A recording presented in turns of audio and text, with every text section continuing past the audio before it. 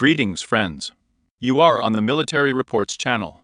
And today we will discuss with you the situation in Ukraine on the 22nd of April, 2024 year. A lot of things have happened today, so let's get started. We will start with you from Kharkiv, because today, just before we started shooting videos, we received footage. Footage of how the armed forces of the Russian Federation destroyed, in fact, a television tower in this area. Let's say the footage is already of the consequences of how the tower cap came off, and as a result of the impact, and fell to the ground. It's hard to say.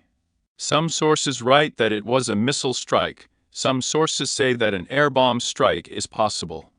And third sources say that you are not a missile, not an air bomb strike at all, but what we see is the work of, let's say, a sabotage and reconnaissance group, or those who, let's say, support the Russian Federation.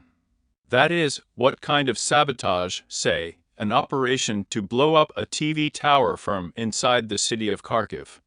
But it's hard to say. There is some trace of a rocket.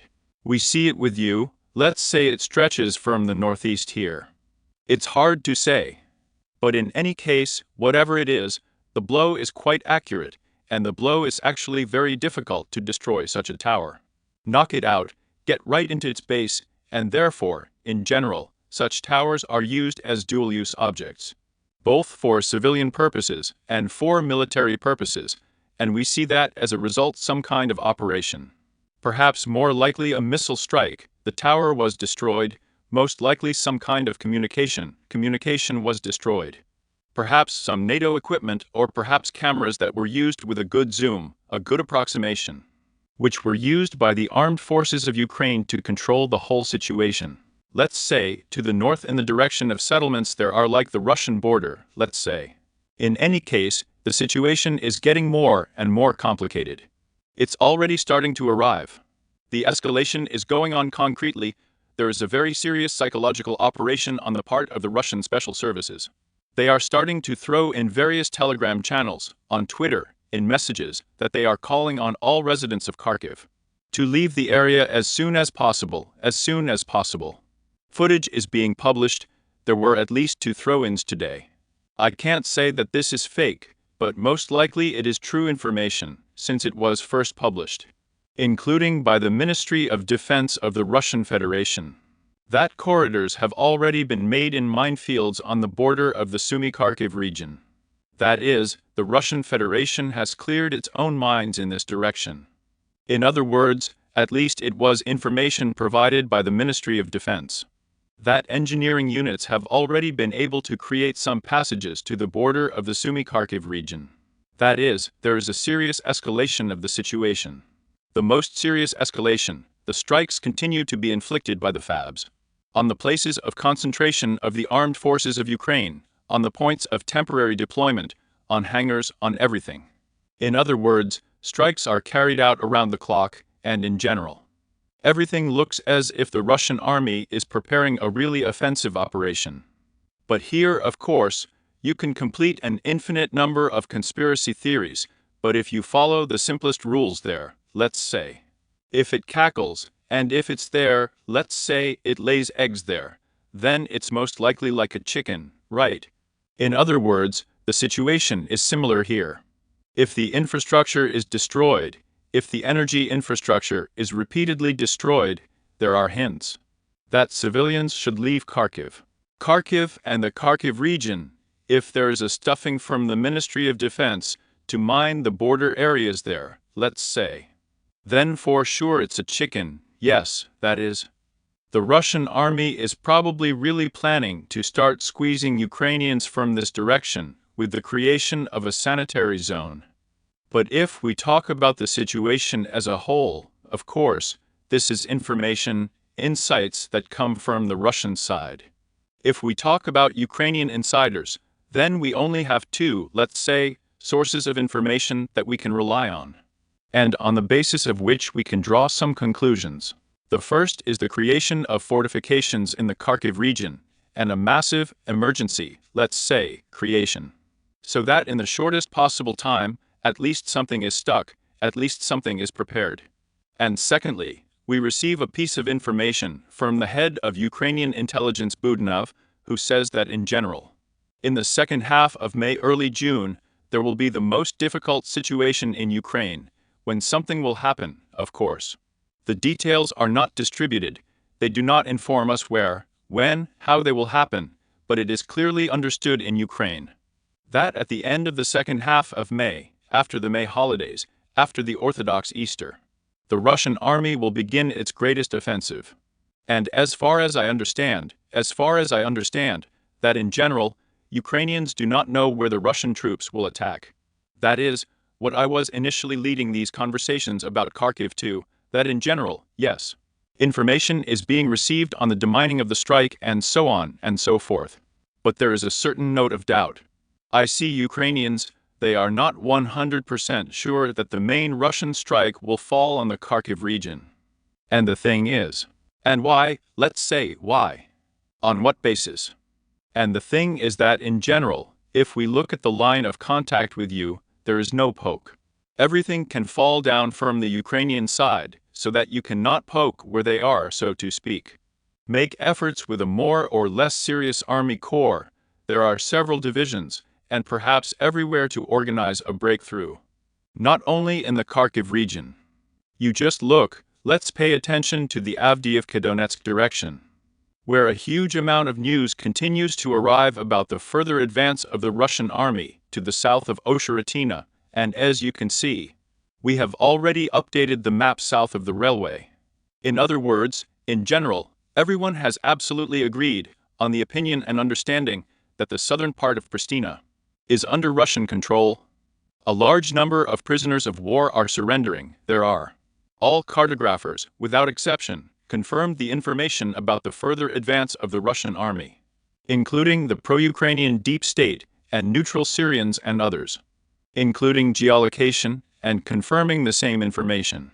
Let's say in these frames we can watch with you as the American Bridlow under the control of Ukrainian Mechvods drive into the very, very southwestern outskirts of the village of Osheratina, trying to storm the Russian positions already.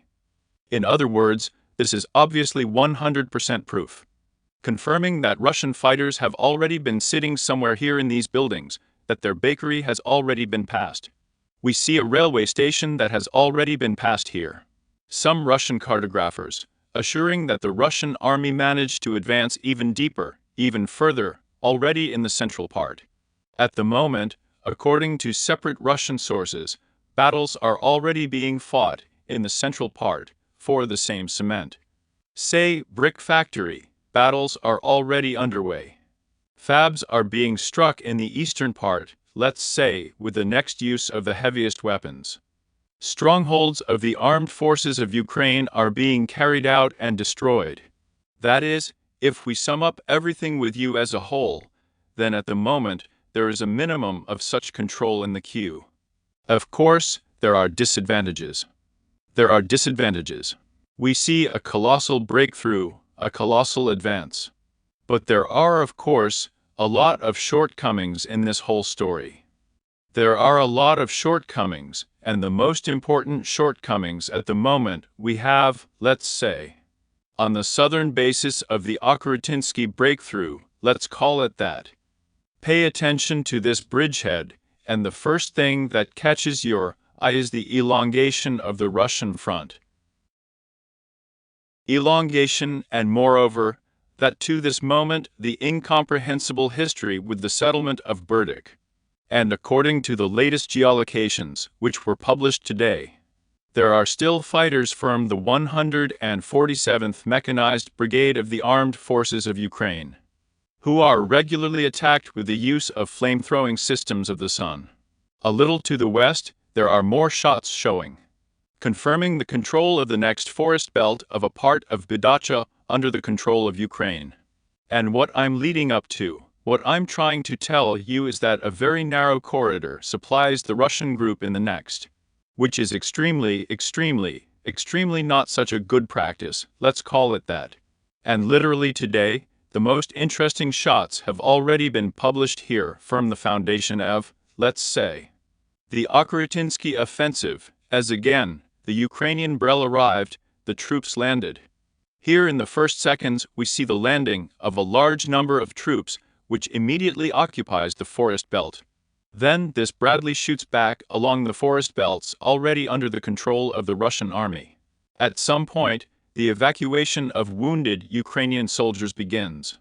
And all this happens in the area of the railway.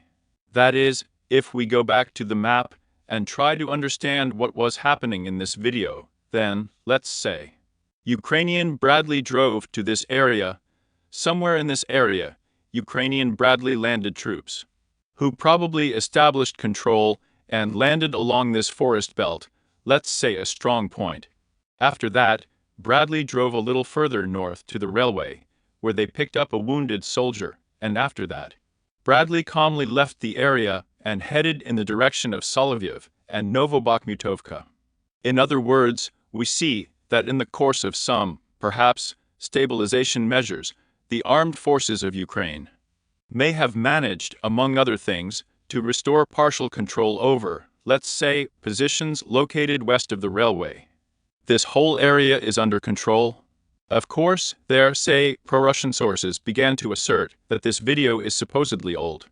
That even when this whole story did not begin, when there were no Russians yet, Russian troops were being denigrated. But these new, fresh shots appeared only today, and this is the main problem. In other words, I repeat once again, they are stretched out on the offensive without, let's say, implementing, let's say, operational measures to stabilize the flanks, that is, Berdik Novobakhmutovka, and at the moment, it is an extreme issue, the most important issue for the armed forces of the Russian Federation, to finally clean up the entire area, which I will now outline to you, let's say, in the form of a gray zone. This territory should be cleared by the Russian army as soon as possible, if the Russian army does not want to be surrounded again. Those fighters who do not do the work in Osheratina, they certainly do 10 out of 10, but the flanks certainly suffer. And I am sure that the Russian leadership understands this. At the moment, attempts are being made to solve this problem by finally clearing Berdik from the 47th Brigade. By pulling up additional reinforcements, let's say, to the railway area in this area, in order, let's say, to prevent a breakthrough and encirclement, because in the case of encirclement of the Cheretinsky group of the offensive Russian army, then well, it will be extremely sad, an extremely sad story. And now it is trying to prevent the development of such a situation as much as possible. At the same time, pay attention to the same Novokalino ceramics. And from this side, including Ukraine, at any moment, can begin to conduct counteroffensive operations. So far, no personnel has been received, but this is certainly in the plans. 115th was taken out of here, the 47th Mechanized was brought down, although it is already battered, let's say, beaten up, but there is no one fresh from either side. According to Novokalinov's ceramics, the Russian army continues to strike with FABs, trying in every possible way to delay the advance of Ukrainian troops, all sorts of, let's say, to come to the ground as much as possible, not to allow mobile movement here. In general, it is possible that it is still possible, everything is being done successfully, but I repeat once again, the battle here is the most important. And why am I leading to this? I'm sure with some kind of, let's say, there's a gut feeling that for sure the situation on the new Bakhmutovka troubles then will be resolved in favor of the Russian army. And in general, in case of successful expansion of the same bridgeheads there, and if the situation in the queue continues to develop a similar situation as it has been these days, then we can state that in the near future, literally in the next few weeks, the armed forces of the Russian Federation will be able to establish full control over this zone, which it is located to the north of, say, the railway in the area of the settlements of Karamik, in the area of the settlement of Novokalinav, and finally, including. And this is already an operational space.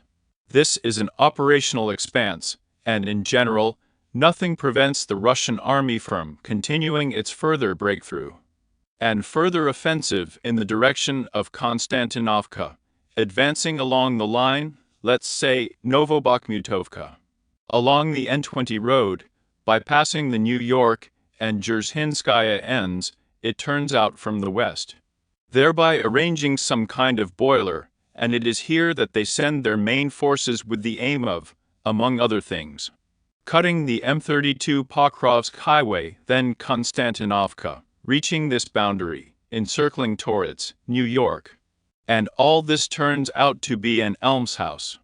In particular, we clearly understand that the Russian army has already come as close as possible to the Seversky Donetsk-Donbass Canal. Only yesterday control over Bogdanovka was established.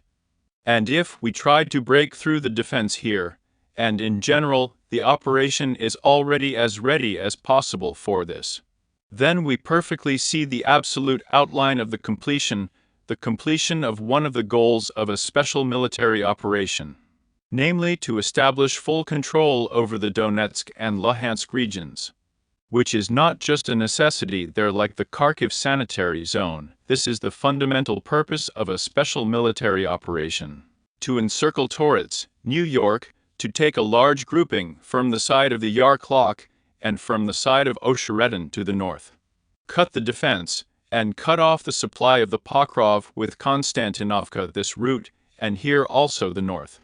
It is likely that there may be an offensive here as well. And in general, everything is going to this at the expense of these great achievements, big breakthroughs, and large military operations. And that's why I'm saying that Ukrainians themselves do not understand. There is still no 100% certainty where the main blow will be struck. Perhaps, definitely from the 20th of June, there will be a series of distracting strikes. Perhaps movement will begin in Kharkiv. Perhaps movement will begin here, but it will be a distracting blow, until Russia and the army are ready to deliver the main blow. And that's where it will be held.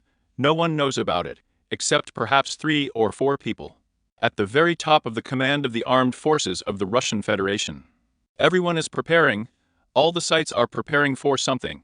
Everyone thinks that their direction will be the main one. But in fact, no one knows. At the same time, again today, information has already been received from the Ministry of Defense that the Russian army has established full control over Novomikhailovka. Today it was officially confirmed, and this confirmation came after the 79th reported on the situation. Today at 9 in the morning, 47 minutes, the 79th and the Crimean Airborne Assault Brigade confirmed that my machine builder no longer has anything to eat, not the 79th Brigade of Ukraine, were engaged in the western outskirts of Novomikhailovka. What is most interesting is that their posts are all written in Russian. This is officially, let's say, the page of the 79th Brigade, and there are all posts in Russian, for whom they write them. And in general, there were a lot of complaints today from the same 79th Brigade. They were not talking about what they had handed over. Well, they say, they handed over Mikhailovka because they stopped supplying. Supplies stopped coming. At the moment, the situation is again described here by the 79th Airborne Assault Group of Crimea, which, given the situation, it was decided to prevent the Russian armed forces from advancing to Paraskovevka by any means as much as possible. It's not right or not to decide. I hope people will be saved. That is, now it is logical that the next direction of the Russian army is Praskoveka. Here, the APU is trying to dig in, prepare the defense lines as much as possible, since it understands that, in the case of the surrender of Poroskovevka, Novokai Konstantinovka itself will continue, of course, and cutting off, let's say, with the establishment of control, including physical control over, say, the northern part. And this will give the Russian troops the opportunity to also start winning, develop a bridgehead, expand the control zone, already move, including in the fields on Kurakov, let's say, reduce the line of contact.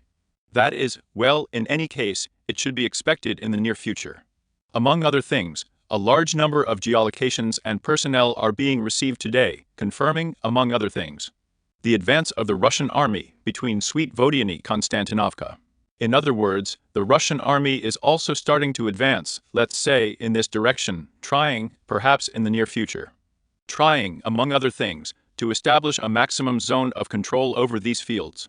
Here, as you can see, at least from open sources, there is a large number of strong points missing, which in general is not so good to defend in the bushes. There is an extremely high probability that the APU will retreat to Route 0524, and in general, there will be an opportunity for the Russian army in the near future including to establish full fire control on the highway leading to Konstantinovka, then driving to Ugledar. Ugledar has no information yet, but in general, operations are being prepared here, including here. The Russian army may be dealt the main blow with the aim of, say, cutting and hitting Kurakov there and collapsing the front. Well, there could be Russian troops anywhere. In general, absolutely anywhere, and so on and so forth. Let's go back a little bit. Paraskovevka Novolskaya. There is information that the Russian army has managed to completely clean up the artillery pocket. There are no more AFU fighters here, everything is under the control of the Russian army. There is no geolocation confirming this information yet. But in general, this is not surprising, it is quite logical. That is, there really is, as if logically, well, as if it makes sense to color it. Well, as if we wait for geolocation, we will still adhere to some clear, transparent rules, yes. For what reason the steel changes on the territory? But the first ones have already gone. If before that there was just information about the installation of the boiler, the environment, now there is already information about the complete cleaning and leveling of the front line. The South Donetsk direction of the armed forces of the Russian Federation continues to clean up both Staromayorsky and Harvest by applying fire damage with the use of drones in Beer, with the use of FABs. In other words, we see that after the last, so to speak, offensive attempts, it was possible to take control of a small building. Now they are already trying to storm further, to clean up the next strongholds there, the following points. In the near future, a small operational operation is possible to expand the bridgehead and enter farms further south. On the southern outskirts of the Harvest, according to Staromayorsky, it arrives, let's say, with an enviable constancy of the FAB in large numbers. And so far this is the story. FABs are applied, well, everything seems to be conducted in its own way. The work direction is Zaporozhye, no changes. Strikes are being struck, in general, fields are being cleared, strikes are being made, FABs are arriving, TOS are arriving. And a sweep is being carried out for a possible offensive in this direction as well. In general, an offensive is also possible here, but again, so far without any geolocation. But definitely in what it is possible to agree, as it were, that there will really be an offensive. And in general, the package of this military aid is $61 billion further for a reason. Not because they decided to launder a large amount of money at the end of history. And indeed, the West has hopes, there are still some hopes that the front line will be stabilized. Perhaps not to allow Russia to break through the defense there as much as possible, not to allow it to reach the Dnieper. Perhaps to stop somewhere on the way to Kharkov, or something like that. But it's like, well, it happens, you know, like the proverb, a spoon is good for dinner, right? They would have given this help there, say, in January, perhaps now they would have had time to saturate, and let down, and so on. They give it there, in fact, a week before the onset. But there is an extremely low probability that in general it will succeed, so, well, this help can play at least some role. At the same time, the eastern clock of Yar is regularly struck by FABs. So far, the Russian army is not launching a ground operation.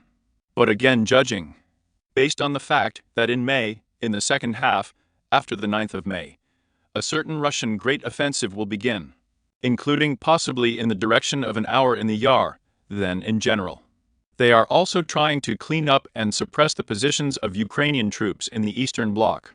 At an accelerated pace, very quickly, very quickly, very quickly.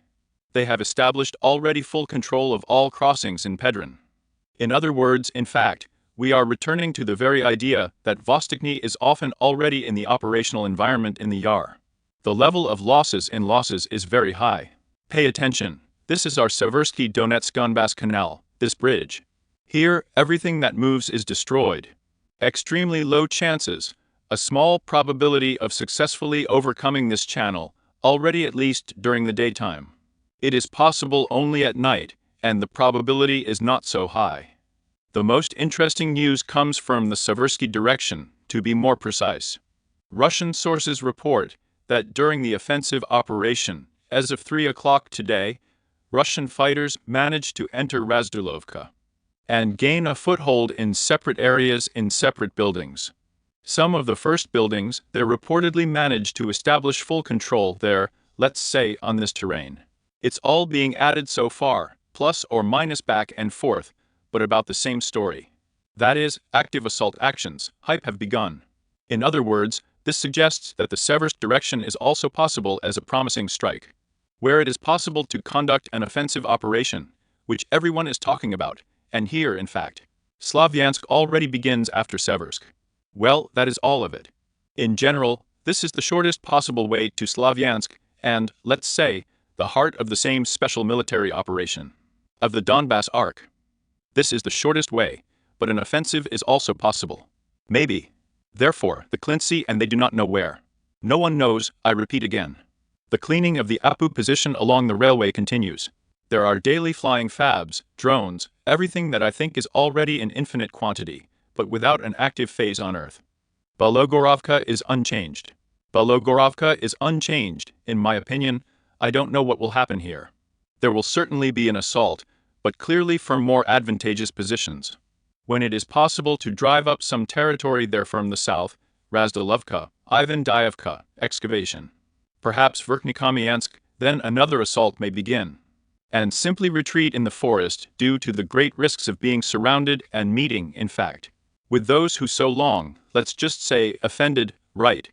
But this is not the most pleasant thing that I would like to see in my life. Then the North Cup direction. There are no changes here.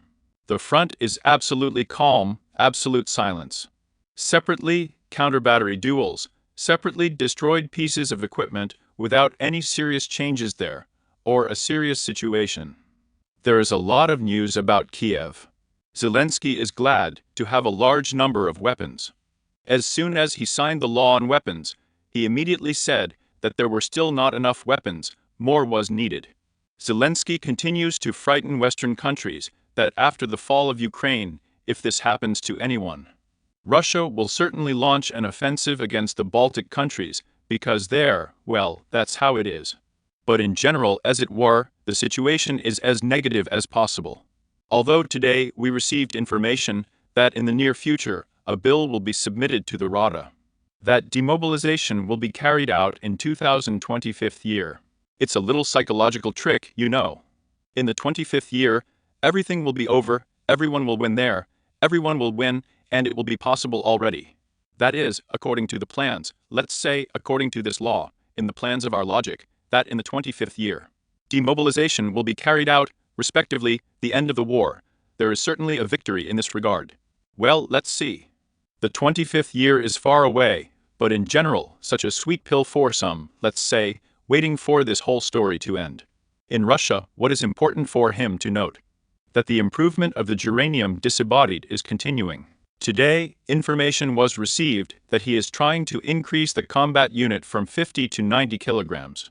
Perhaps his flight distance will decrease, so he will launch from shorter distances, perhaps almost the Zaporozhye regions themselves. Lugansk, that is, as much as possible in the line of combat contact. There are also shots of the next batch of T-80s 2024 year, maximally armored to the front line. In other words, everything is going according to plan. The pressure is gradually being pushed through, and gradually, the Russian army is moving towards its goal. Well, let's see what happens in May. Let's see what Ukraine is capable of, because definitely after May it is possible. It is possible to start negotiations. But again, Zelensky loses his legitimacy on the 21st. And it will be very difficult to start negotiations with the Russian Federation there.